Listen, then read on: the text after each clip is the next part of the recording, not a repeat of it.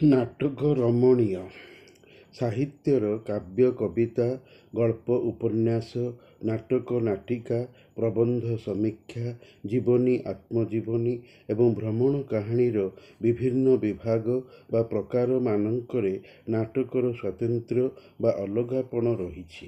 ତାହାର ଅଭିନୟିକ ଯୋଗ୍ୟତାରେ ମଞ୍ଚରେ ସଫଳ ଭାବରେ ମଞ୍ଚସ୍ଥ ବା ଅଭିନୀତ ହୋଇପାରିଲେ ଯାଇ ନାଟକର ସ୍ୱତନ୍ତ୍ରତା ବଜାୟ ରହିଥାଏ, ନହେଲେ ନାଟକର ରଚନା ଅସଫଳ ସାବ୍ୟସ୍ତ ହୁଏ। ଭରତମୁନି ତାଙ୍କର ନାଟ୍ୟଶାସ୍ତ୍ର ନାମକ ରଚନାରେ କହିଛନ୍ତି, କାବ୍ୟେଷୁ ନାଟକମ୍ ରମ୍ୟମ୍, ଅର୍ଥାତ୍ ଦୃଶ୍ୟ କାବ୍ୟ ନାଟକ ରମଣୀୟ ବା ସୁନ୍ଦର ଏଥିପାଇଁ ହୋଇଥାଏ କି ନାଟକ ମଞ୍ଚରେ ସଫଳ ଭାବରେ ଅଭିନୀତ ହୋଇପାରିବ ବା ହୋଇପାରିଅଛି। ନାଟକ ରଚନାର ଉଦ୍ଦେଶ୍ୟ ତାର ଅଭିନୀତକରଣରେ ନିବଦ୍ଧ ଥାଏ, ଯେଉଁଥିପାଇଁ ନାଟକକୁ ଚଳନ୍ତି ସାହିତ୍ୟ କହନ୍ତି।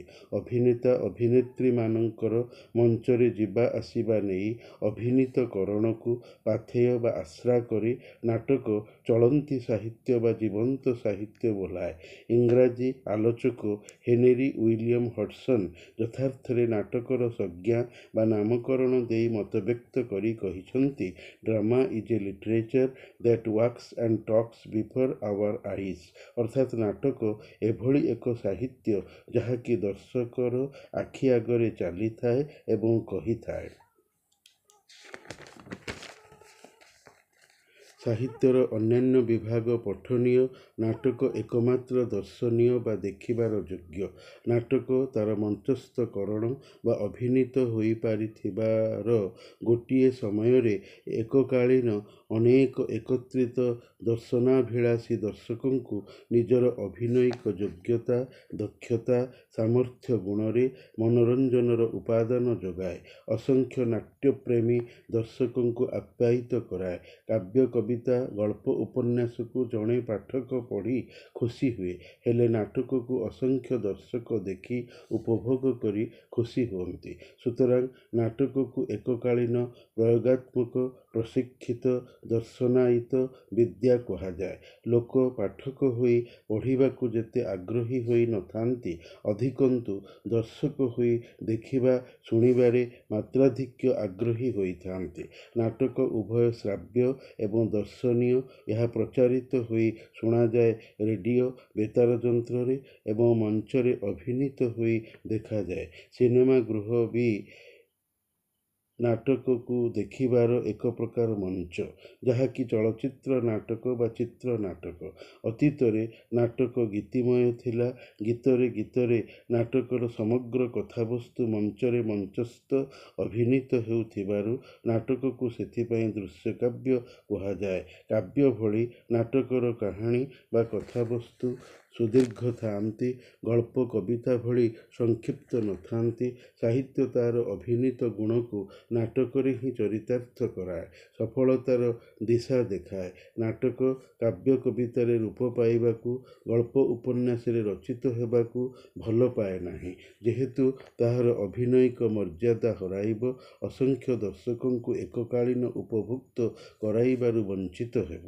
ବରଂ ନାଟକ କାବ୍ୟ କବିତା ଗଳ୍ପ ଉପନ୍ୟାସକୁ ନିଜଠାରେ ଅଧିକା ଏକ ରୂପ ଦେବାକୁ ସର୍ବଦା ଚାହେଁ ତଥା ରୂପ ବି ଦିଏ। ଉଦାହରଣ ଅନେକଙ୍କ ମଧ୍ୟରୁ କେତୋଟିର ନମୁନାର ଉଲ୍ଲେଖ କରିବା ହେଲା, କବି ସମ୍ରାଟ ଉପେନ୍ଦ୍ର ଭଞ୍ଜଙ୍କର କାଳ୍ପନିକ କାବ୍ୟ ଲାବଣ୍ୟବତୀ, ସୁଭଦ୍ରା ପରିଣୟ, ବକୁଳ ବନର କୋକିଳ କବି ପଣ୍ଡିତ ଗୋଦାବରୀଶ ମିଶ୍ରଙ୍କର କାଳିଜାଈ କବିତା, ପାଣୁ ମିଶ୍ରେ, ଫକୀରମୋହନ ସେନାପତିଙ୍କର ପେଟେଣ୍ଟ ମେଡିସିନ, ରାଣ୍ଡିପୁଅ ଅନନ୍ତା, ଡାକମୁନ୍ସି, ସୁନାବୋହୂ, ବୀରେଇ ବିଶାଳ, ଗାରୁଡ଼ି ମନ୍ତ୍ର ଆଦି ନାମୋଲ୍ଲେଖିତ ଗଳ୍ପମାନ ବେତାର ବା ରେଡ଼ିଓ ନାଟକ, ଦୂରଦର୍ଶନ ନାଟକ, ବିଶ୍ୱକବି କବିଗୁରୁ ରବୀନ୍ଦ୍ରନାଥ ଠାକୁରଙ୍କର ପୋଷ୍ଟମାଷ୍ଟର, ଘର ବାହୁଡ଼ା, ବିଶ୍ୱସ୍ତ ସମ୍ପତ୍ତି ଗଳ୍ପଗୁଡ଼ିକ ଆକାଶବାଣୀ କଟକ କେନ୍ଦ୍ରରୁ ବେତାର ବା ରେଡ଼ିଓ ନାଟ୍ୟ ରୂପ ମୁଁ ଶୁଣିଛି। ଫକୀରମୋହନଙ୍କର ଛଅମାଣ ଆଠଗୁଣ୍ଠ, ମାମୁଁ, ପ୍ରାୟଶ୍ଚିତ ଉପନ୍ୟାସ ବେତାର ନାଟ୍ୟ ଉତ୍ସବମାନଙ୍କରେ ନାଟ୍ୟ ରୂପ ଲଭିଥିବା ଆକାଶବାଣୀ କଟକ କେନ୍ଦ୍ରରେ ପ୍ରଚାରିତ ହୋଇଛି। ଗାଳ୍ପିକ ଅଖିଳ ମୋହନ ପଟ୍ଟନାୟକଙ୍କର ରୁବିର ରୁବାଇୟାତ ଗଳ୍ପଟିକୁ ଆକାଶବାଣୀ କଟକ କେନ୍ଦ୍ରର କର୍ମଚାରୀ ହିମାଂଶୁ ଭୂଷଣ ସାବତ ବେତାର ନାଟକ ରୂପେ ରୂପ ଦେଇ ତାହାକୁ ପ୍ରଚାରିତ କରାଇଥିଲେ। ଗୋଦାବରୀଶ ମହାପାତ୍ରଙ୍କର ନୀଳମାଷ୍ଟ୍ରାଣୀ ଗପ ଉଭୟ ବେତାର ଦୂରଦର୍ଶନ ନାଟକ ହୋଇଅଛି।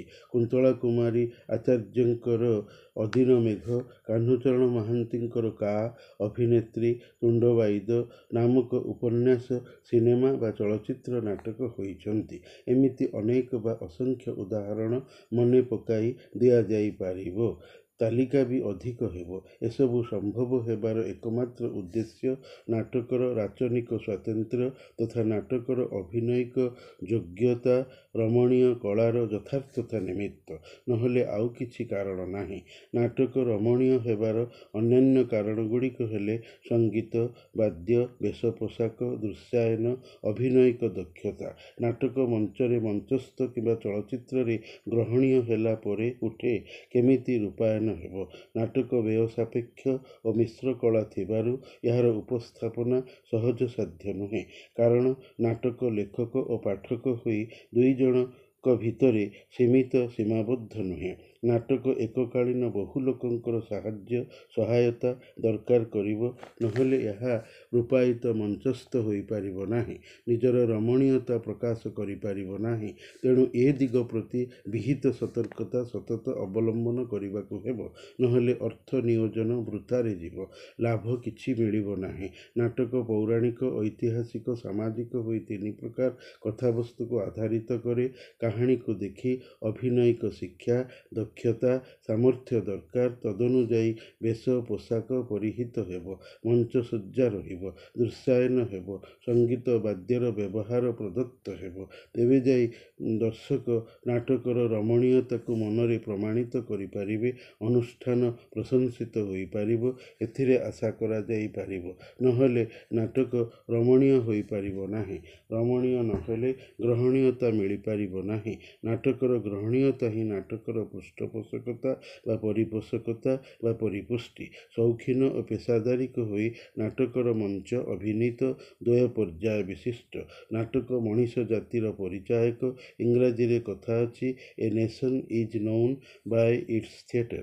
ସୌଖିନ ନାଟକ ସାମୟିକ ମଞ୍ଚସ୍ଥ ହେଉଥିବା ବେଳେ ବୃତ୍ତିଗତ ବା ପେଶାଦାରିକ ନାଟକ ରୀତିମତ ମଞ୍ଚସ୍ଥ ହୋଇଥାଏ। ଯେହେତୁ ପେଶାଦାରିକ ନାଟକ ଓ ଏହାର ପରିବେଷଣ ନାଟ୍ୟ ସଂସ୍ଥା ରହିଥିବାରୁ ଅଭିନୟକୁ ଜୀବିକା କରି କିଛି ଲୋକ ଗୁଜୁରାଣ ମେଣ୍ଟାଉଛନ୍ତି, ପେଟ ପାଳୁଛନ୍ତି, ପୋଷୁଛନ୍ତି। ସେ ଲାଗି ପେଶାଦାରିକ ନାଟକ ପରିବେଷଣ ରୀତିମତ ସାଧିତ। ଏଥିପାଇଁ ଧୁରୀଣ ନିର୍ଦ୍ଦେଶକ, ଦକ୍ଷ ଅଭିନେତା, ସୂକ୍ଷ୍ମ ପରିଚାଳନା, ଚାହିଦାବନ୍ତ ଦର୍ଶକ ମଣ୍ଡଳୀ ରହିଥାନ୍ତି। ନାଟକ ନବରସଧର୍ମୀ, ଶୃଙ୍ଗାର, ହାସ୍ୟ, ବୀର, ବ୍ୟଙ୍ଗ, ଭୟାନକ, ଜୁଗୁପ୍ସା, କରୁଣ ରସ ମନର ଏକ ଏକ ପ୍ରତିକ୍ରିୟା। ବାହ୍ୟ ଦୃଶ୍ୟ ଓ କାର୍ଯ୍ୟକଳାପ ଦେଖି ମନର ପ୍ରତିକ୍ରିୟା ପ୍ରତିଭାବ ଦେଖାଯାଇଥାଏ। ଆଜିକାଲି ସୌଖିନ ନାଟକ କଦବା କ୍ୱଚିତ୍ ମଞ୍ଚସ୍ଥ ହେଉଛି। କାରଣ ପାଞ୍ଚ ମନ 25 ପ୍ରକୃତି ଏକାଠି ମିଶିବା କଷ୍ଟକର, ଅର୍ଥ ବ୍ୟୟ ସାପେକ୍ଷ ଥିବାରୁ ପେଶାଦାରିକ ନାଟ୍ୟ ସଂସ୍ଥା ଓଡ଼ିଆ ବୁଲାପ୍ରିୟ ସ୍ଥାନକୁ ସ୍ଥାନାନ୍ତର ଗମନଶୀଳ ଯାତ୍ରା ସାମ୍ପ୍ରତିକ ସମୟରେ ପ୍ରତିଯୋଗିତା ଭିତ୍ତିରେ ବେଶ ସକ୍ରିୟ ହୋଇଅଛି। ସୁତରାଂ ସେହି ଯାତ୍ରାର ନବରସଧର୍ମୀ କେତୋଟି ପ୍ରତ୍ୟକ୍ଷଦର୍ଶୀ ଅଭିନୟିକ କ୍ରିୟାଶୀଳତା ଦେଖାଇ ନାଟକ ରମଣୀୟ ପ୍ରସଙ୍ଗକୁ ପ୍ରମାଣିତ କରାଯିବ। 1975 ମସିହାରୁ ଜଟଣୀରେ ଥିବା ସମୟରୁ 1980 ଦଶକର ସମୟସୀମା ଭିତରେ ମୋର ରାଇରଙ୍ଗପୁର ରହଣି କାଳରେ ଅସଂଖ୍ୟ ଯାତ୍ରା ଦଳର ଖଳନାୟକ ବା ଭିଲିଆନ ଶ୍ରେଣୀର ଯାତ୍ରା ନାଟ୍ୟ ସଂସ୍ଥାର ସବୁଠାରୁ ନାମୀ ଦାମୀ ଆଗଧାଡ଼ିର ଅଭିନେତାର ଅଭିନୟ, ନିର୍ଦ୍ଦେଶକଙ୍କର ପ୍ରତ୍ୟକ୍ଷ ପରିଚାଳନା ତଥା ତତ୍ତ୍ୱାବଧାନରେ ପ୍ରଶିକ୍ଷିତ ହୋଇ ଏକାନ୍ତ ବଶମ୍ବଦ ଅନୁଗତ ଥାଇ ନାଟ୍ୟଗୁରୁଙ୍କୁ ପରମ ସମ୍ମାନ ପ୍ରଦର୍ଶନ ଓ ମନରେ ଭୟ ରଖି ଅଭିନୟ ପ୍ରଦର୍ଶନକାରୀ ରହିଥିଲା। ଓସ୍ତାଦଙ୍କୁ ପ୍ରାଣେ ଭୟ।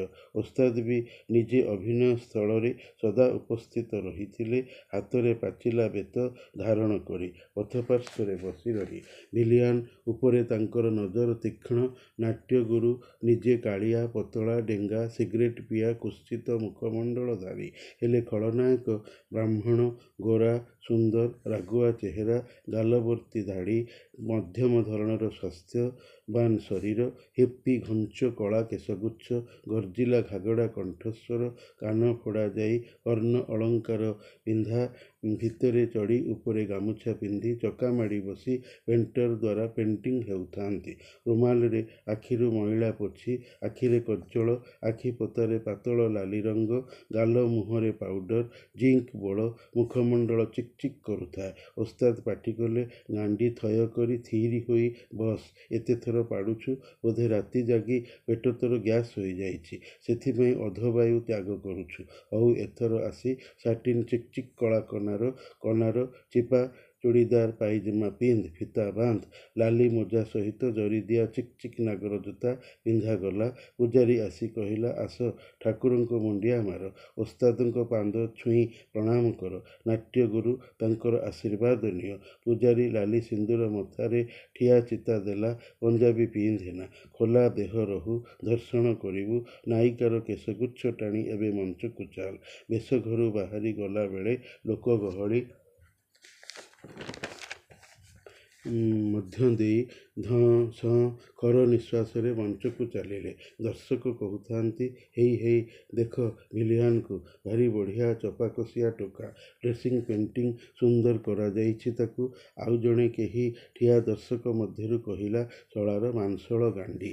ମୁଁ ଦିନବେଳେ ଆସି ଅଭ୍ୟାସ ଅଭିନୟ ଦେଖୁଥିଲି, ଭାଇ ଶଳାକୁ ଭଗାନଗା ବେତ ମାଡ଼ରେ ପିନ୍ଧା ପାଇଜାମାରେ ପ୍ରଶା କରିଦେଲା। ଛତରା ଟୋକା, ନିଜେ ଫେଣି କହୁଛି, ସାରେ ମୁତି ଦେଲେ। ଯାତ୍ରାରେ ଅଭିନୟ କଲେ ଲାଜ ସରମ ଛାଡ଼ିବାକୁ ପଡ଼ିବ, ବେହିଆ ହେବାକୁ ପଡ଼ିବ, ନହେଲେ ଅଭିନୟ ପ୍ରକୃତ ବାସ୍ତବ ହୋଇପାରିବ ନାହିଁ। ଶଳା ମାଡ଼ ଖାଇ ମୁହଁ ଭଡ଼ଙ୍ଗ, ଆବେ ଏବେ ଦେଖ କେମିତି ପୋଜ କାଢ଼ୁଛି, ଆବେ ଭିତରେ ଚଡ଼ି ପିନ୍ଧୁନି କିବେ? ଯୌନାଙ୍ଗଟି ଠିଆ ହୋଇଯାଇଛି, କ'ଣ କହିଲୁ, ଛାଡ଼ିଦେବି? ନା ନା ନା, କଦାପି ନୁହେଁ। ମୋର ବଡ଼ ଭିଲିଆନ ମାଲିକ କହିଛି ତତେ ନେଇ ତାକୁ ଦେବାକୁ। ନଦେଲେ ସେ ମୋତେ ମାଡ଼ ମାରି ମୋ ଗାଣ୍ଡିରୁ ଗୁହ କାଢ଼ିବ, ମୋତେ ମୁତେଇବ। ଆବେ ଶଳା ମାରୁ, ଗୁହ କାଢ଼ୁ, ମୁତଉ। ମୁଁ ପଠାଣ ଟୋକା, କଭି ନାହିଁ ସଚ୍ଚା। ହାତରେ ଲାଗିଥିବା ମାଲକୁ ହାତଛଡ଼ା କରିଦେବି? ହରଗିଜ ନାହିଁ, କଭି ନାହିଁ। ନାୟିକା ସହିତ ଧସ୍ତାଧସ୍ତି, ଉପର ତଳ ହୋଇ ବହେ ଗଡ଼ାତଡ଼ା। ପଠାଣ ମିଆଁ ଭିଲିଆନର ଗର୍ଜନ ତର୍ଜନ ଜିଗଜାଗ ଲାଇଟ୍ ପକାରେ ଚାଲିଥାଏ। ଏହି ସମୟରେ ସାନ ପଠାଣ ଭିଲିଆନ ବିକଟାଳ ରଡ଼ି ଛାଡ଼ିଲା। ରଡ଼ି ଛାଡ଼ିବାର କାରଣ, ତାର ମୂତ୍ରଦ୍ୱାର ଲିଙ୍ଗକୁ ଧର୍ଷିତା ନାୟିକା ନିଜ ହାତରେ ଧରି ଜୋରରେ ଚିପିଦେଲା ଏବଂ କୌଶଳ କରି ମଞ୍ଚରୁ ଖସି ଦୌଡ଼ି ପଳାଇଗଲା। ପଠାଣ ଭିଲିଆନ ତାର ପଛରେ, ଶାଳୀ ମାଇକିନା ରହ, ତତେ ଦେଖୁଛି, ଜୋରରେ କହି ଦୌଡ଼ି ଝପଟିକି ମଞ୍ଚରୁ ଡେଇଁ ଗଲାବେଳେ ମାଲିକ, ବଡ଼ ଭିଲିଆନ ଓ ତାର ଲୋକମାନେ ବାଟରୁ ତାର ଚୁଟି ଧରି ଜୋରରେ ଘୋଷାଡ଼ିକି ମଞ୍ଚକୁ ନେଇଯାଇ ଠେଲି ତଳେ ପକାଇ ଦେଇ ହାତକୁ ହ୍ୟାଣ୍ଡକପ୍ ପିନ୍ଧା ଓ ଅଣ୍ଟାରେ ଚେନ୍ ଦଉଡ଼ା ଗୁଡ଼ାଇ ଦେଲେ।